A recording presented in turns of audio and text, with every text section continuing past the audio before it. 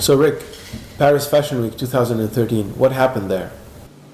Yeah, it got kind of more of a reaction than I thought it would. I didn't realize people would be paying that much attention to it. So there's nothing I can do to explain it. Either you can relate to it or not.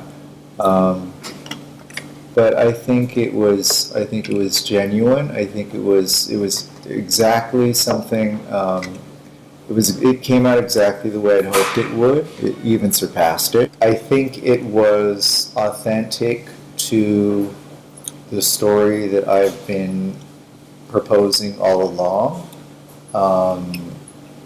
I think it personified kind of the spirit of what I'm trying to do perfectly. So I think it was, personally for me, it was very successful. It felt very true. So that was fine. Okay, you were talking about some negative issues that were very, very small, and we know, like, very specified. Some women thinking you are not choosing black women the right way, but that was so small, and at the same time, everybody was happy about it.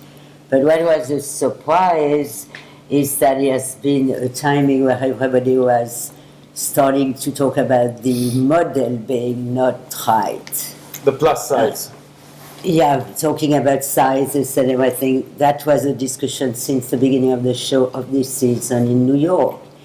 And that was something you were not, au courant in a way. It was not, it went on top of what you were doing and thinking like it was all that thinking of answering a question that you didn't know you were thinking about. Yeah, you and I have never like discussed those things. Like those were something that I was going to tackle or anything at all. It was just based on instinct, and it wasn't analyzed, or it wasn't deliberated or and it was all of those things were peripheral. It was really about the spirit, and it was about a certain amount of transgression, yes, because that was kind of, there are so many rules in the fashion world, and it can be very strict, and it can be very limited, and it can be very inflexible. Standard. Yeah, standard. So you started your brand in 1994. That's almost 20 years from today. Did you see all this happen? Oh, no. Not at all. I didn't even have the imagination to think this far, so it's all a lovely surprise. You are a rock star in your own right. Well, I think designers have, if you look at the calendar 10 years ago, it was a lot less crowded. Everybody wants to be a designer now. It's a popular thing to do. So, but only few stand out. Well, maybe a few hundred. Yeah. So when did you and Michele meet? I applied for a job with her through a friend of mine. What were you doing at the time, Michele? I was doing a clothing line called Michele Lamy, Too Soon to Know, in Los Angeles. It was called Michele Lamy, or? No, it was the name of the company. I like to say the name. It was called Too Soon to Know. Okay, nice. Yeah, you see, it's nice. Still too soon to know, or too late to find out. And this is when you applied for a job? Yeah, as a pattern maker for her. You got dragged in. I got dragged in, and then we did that for a while, and then Michele wandered away, like she wanders, and she wandered into the restaurant business. So anyway, then when we moved to Europe, yeah. Michele left, and just left the door open behind her and just left. Yeah. She just left. Do you feel you complement each other at work besides your personal lives? There is no personal lives. It's all the same life. There is something that we have this kind of rule. There is the whole this. Everything is mixed up. There is not like we are not together to make babies, or this kind of babies. And there is we don't believe that you have to dress up for night differently than for the day. There is no life that is personal of work. Or so then that's the common. No, but that was not what you wanted to answer. Yeah, it was. That was one. But No, that's what I would have answered. I don't know what else no, I would but I have know answered. because it's difficult to say what is complementing. It seems it's working. So far, every day, we never know. So what makes you angry, outraged? Oh, I rarely get outraged. Honey gets Oh, yes. outraged a lot. You get outraged a lot When was the too. last time I got outraged? Talk about this bag in crocodile, in alligator. Oh, did it make me outraged? Outraged. And me, what make me outraged? When I think like you don't understand when I'm coming from, when I want to explain something. Yeah. And because I always go to Methuselah, when I start a story, it's like. Yeah, one of Michelle's most appealing traits, like we all know, is the way she expresses herself so instinctively.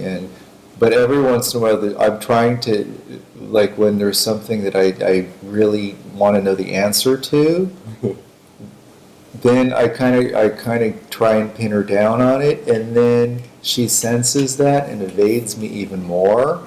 So we do this game of me pinning her down and getting more anal, which makes her more ethereal, which turns into like a big mess. So I see a lot of art around here, so what are you into? Contemporary art mainly?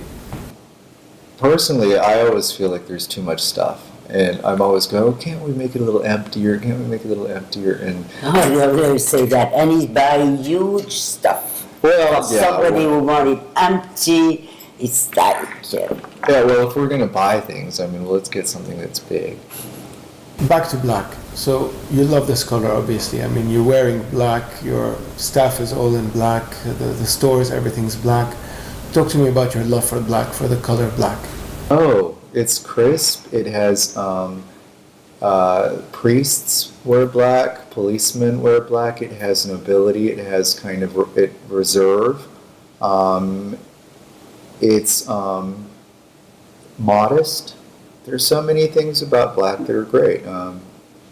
Nuns. Who doesn't love a nun? Nuns wear black. So, yeah, I can't say enough good things about it. The way you've set up your whole store and all your boutiques, everyone is wearing black. This is like a standard. You know, it's not enforced, believe me. And you know, sometimes I think we're alienating an awful lot of people. I mean, if you guys could just kind of calm down with the black capes and everything, let's let other people in. But they all look so cute, and it's something that kind of, I don't know, they feel some kind of unity in it or something. And in a way, you know, I don't, you can only control it so far, and then I think, you know, they've got to express what their participation in this, they've got to express it the way they want to. And so it just kind of naturally happened. I mean, it was never enforced, and it was never encouraged. It wasn't really discouraged. It's a style of embodied. It's just one of those things that just naturally kind of fell into place. And when something like that happens, I'm thinking, who am I to complain? And who am I to want to change it? So, Naturally. or police it. So what's your favorite restaurant in Paris? The one next door. The closest one. Snappy. It's incredible, that. Yeah, it's easy. I mean, I know the answers to all your questions. We've been asked many times, I'm sure, all these questions. Well, listen, I don't want to keep you longer. I know you have a trip today and probably a million things to do before you travel. So this was a real honor. Likewise. I had a lot of fun going to bed with you. That was fun. And Michele. You were very tender. So the experiment worked. Well, thank you very much. Yay, it's a wrap. It's a wrap. Thank you.